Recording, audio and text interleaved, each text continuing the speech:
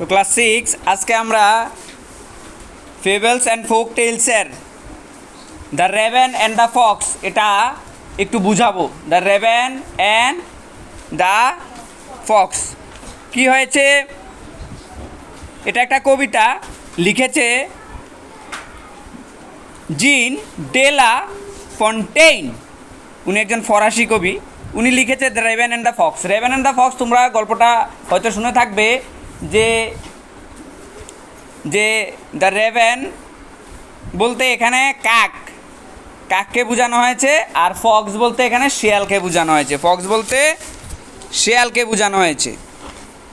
কি হয়েছে, mister Raven and the Fox. Mister Raven মানে ক্রো, কাকটা গাছের উপরে ছিল আর শেয়ালটা নিচে ছিল। কাকের মুখের মধ্যে একটা খাওয়ার ছিল, আর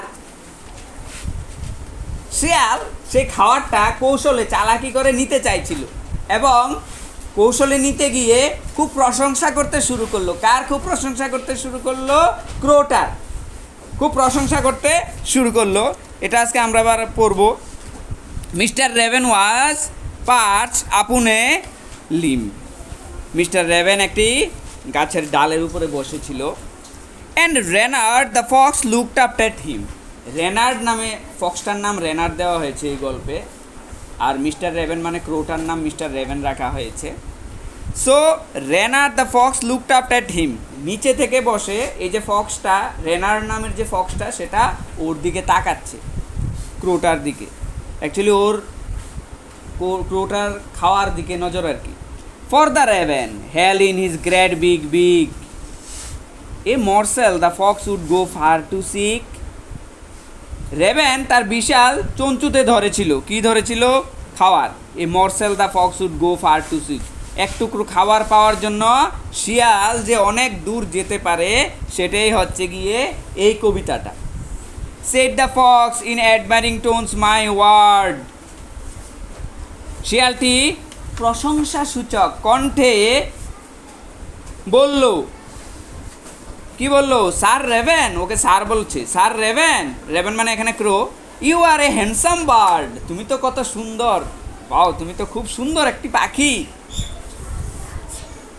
sir raven, you are a handsome bird, such feathers if you'd only sing. তোমার কি সুন্দর পালক, শুধু তুমি যদি গানটা গাইতে। The birds of this woods would call you a king. তুমি যদি গান গাইতে, কাকে বলছে? ফক্সে। তুমি যদি গান গাইতে, তোমাকে তো এই জঙ্গলে রাজা বলে ঘোষণা করা হতো। The raven who did not see the joke. Raven ফক্সটা যে রসিকতা করছে ওর সঙ্গে, সেটা বুঝতে পারেনি।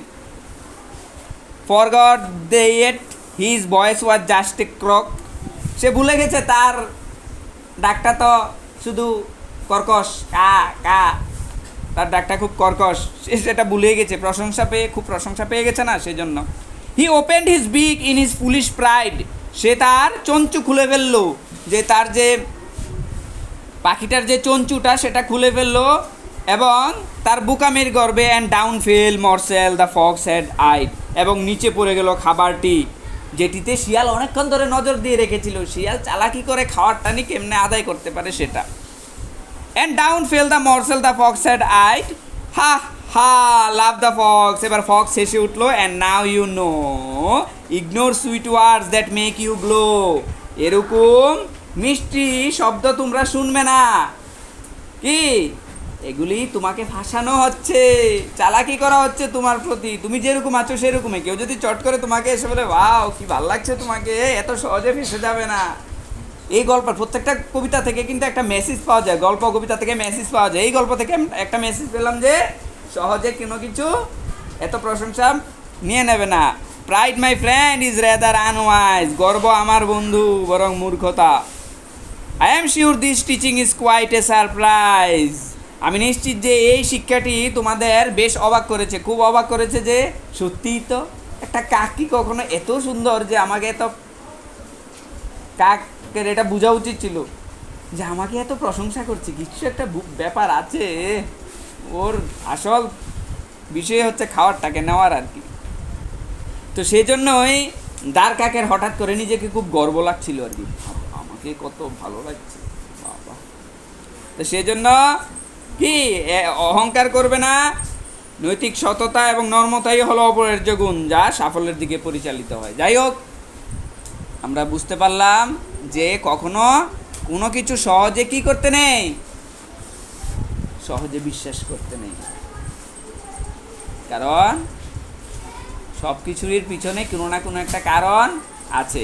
সেজন্য তোমরা খুব সহজেই, এই গল্প থেকে আমরা বুঝলাম যে কোনো কারোর কথা সহজেই মেনে নেবে না, বুঝবে, চুপচাপ থাকবে, অপেক্ষা করবে সে সত্যি কি তার মধ্যে কোনো চালাকি আছে নি। অনেক ফ্রেন্ড আমাদের মধ্যে থেকে এসে আমাদের সঙ্গে বন্ধুত্ব করতে চায়, একটু তাকে সময় দেবে, সে সত্যিকারের বন্ধু কিনা। তার আগেও একটা গল্প পড়েছি আমরা ফ্রেন্ডশিপের, যখন চেয়ারটা নিয়ে, ইনভিজিবল চেয়ারটা নিয়ে বসালো, অ্যাকচুয়ালি ও পরীক্ষা করছিল যে সত্যিকারের বন্ধু কয়জন আছে। আসলে চেয়ারে কেউ নেই, সত্যিকারের বন্ধু যারা তারা তাকে ধরে ফেলেছে, আর অন্য বন্ধুরা তাকে ধরেনি, হাততালি দিচ্ছে, মজা হয়েছে, ভালো হয়েছে, পড়ে গেছে। তো সত্যিকারের বন্ধু তোমাকে বিপদের দিনেও ভালোবাসবে, বিপদের দিনেও তোমাকে হেল্প করবে। আর যারা সুদিনের বন্ধু, ওরা আসবে আর কি করবে, মজার মজার কথা বলে তোমাদের থেকে অনেক কিছু আদায় করে চলে যাবে। তাই কি তোমাদের থেকে আদায় করবে এবং চলে যাবে দুদিন পর। বুঝতে পেরেছো নি?